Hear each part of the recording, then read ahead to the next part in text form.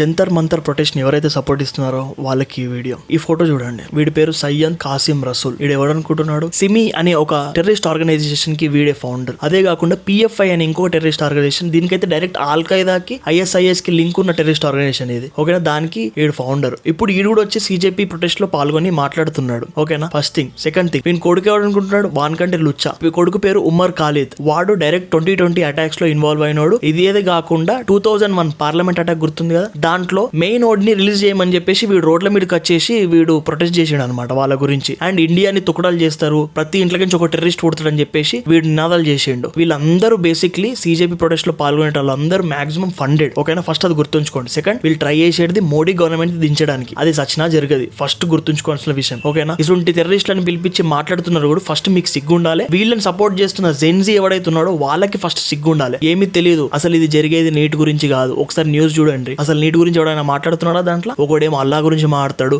ఇంకొకడేమో Aurangzeb photo పట్టుకొని తిరుగుతాడు, ఇంకొకటి చేస్తాడు. ఇది just protest to break India into parts and to let the Modi government to down. అంతే, అంతకు మించి ఇంకేం లేదు. ఫస్ట్ ఇటువంటి టెర్రరిస్ట్ నా కొడుకులను తీసుకొచ్చి మాట్లాడిపిస్తారంటే వాళ్ళు ఎటువంటి ఫండెడ్ పీపుల్ ఒకసారి మీరు అర్థం చేసుకోండి. పర్టికులర్ ఎవడైతే మాట్లాడిండో ఈ డైరెక్ట్ సిమి PFI లో ఇన్వాల్వ్ అయిన పర్సన్. అండ్ ఈ ఉమర్ ఖాలిద్ ఎవడైతే ఉన్నాడో వీని కొడుకు, ఈడు CJP లీడర్స్ కి సపోర్ట్. ఇటువంటి టెర్రరిస్ట్ నా కొడుకులను తీసుకొచ్చి మాట్లాడిపిస్తూ వీళ్ళని సపోర్ట్ ఇస్తూ ఇప్పుడు వీళ్ళని మనం ఈ ప్రొటెస్ట్ ని మనం సపోర్ట్ ఇస్తున్నాం. అది జెన్జీ అంటున్నారు. దాన్ని జెన్జీ అంటే CJP అంటున్నారు. దీని మీద మీరు ఏమంటారు? కామెంట్ చేయండి.